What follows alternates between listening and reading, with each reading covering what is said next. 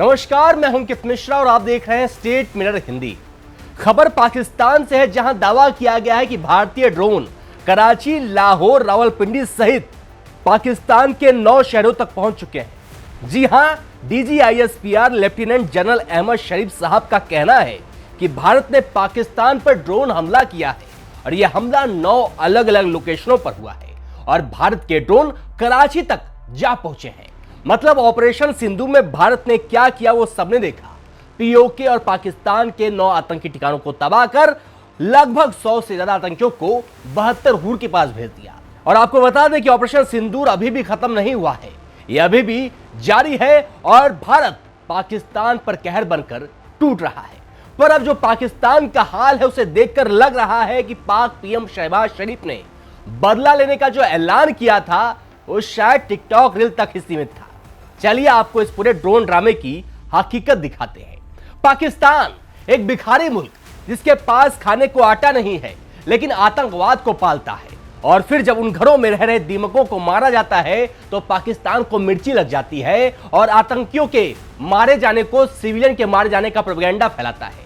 अभी हाल ही में Pakistani DGISPR general Ahmad शरीफ का कहना है कि भारतीय ड्रोन कराची तक पहुंच गए हैं और पाकिस्तान के 9 शहरों पर हमला हुआ है।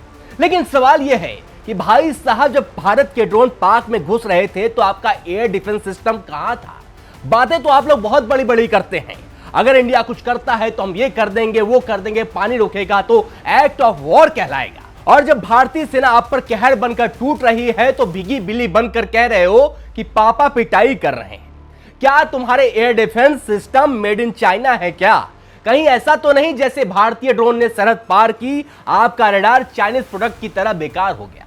क्या बोले अब आपको पाकिस्तान? आपके पास तो आटा नहीं, एयर डिफेंस सिस्टम क्या खास अच्छा होगा।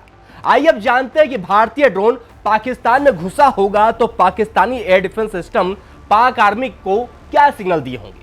पहले आया होगा रडार सेंसिटिविटी, दिखाया होगा low response time, pending approval from IMF, कटोरा लेके जो भीख मांगना है, missile accuracy depends on Allah, सब अल्लाह के भरोसे रहता है पाकिस्तान में। Maintenance partner TikTok influencer from Rawalpindi और क्रिएटर होंगे शहबाज शरीफ। और यह वही पाकिस्तान है जहां प्रधानमंत्री शहबाज शरीफ ने ऑपरेशन सिंदूर के बाद कहा था कि हम बदला लेंगे, पर शायद उस बदले की स्क्रिप्ट अभी तक पाकिस्तान के न्यूज चैनल को भेजी नहीं गई है, या हो सकता है कि वो बदला किसी पाकिस्तानी टीवी सोप ओपेरा में चल रहा हो, कसम कटोरा मुल्क की। और जहां तक बदले की बात है, भाई पहले एयर डिफेंस सिस्टम सही कर लो, फिर बदले की बात करना।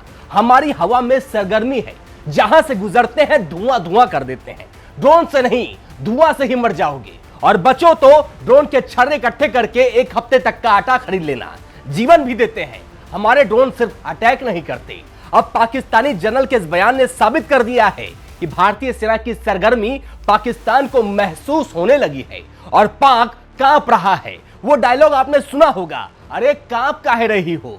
बस वही हाल हुआ है पाक आर्मी का, यानी पाकिस्तान का। अब जानते हैं पाकिस्तान का एयर डिफेंस सिस्टम कितना ताकतवर है। पाकिस्तान का एयर डिफेंस सिस्टम HQ-9 है। HQ-9 को तैनात करने में 35 मिनट का समय लगता है। ब्रह्मोस जैसी सुपरसोनिक मिसाइलों को ट्रैक तो कर सकता है पर रोक नहीं सकता। पुरानी तकनीक है, अक्सर जाम हो जाता है, रिस्पॉन्स सिस्टम में टाइम लगता है।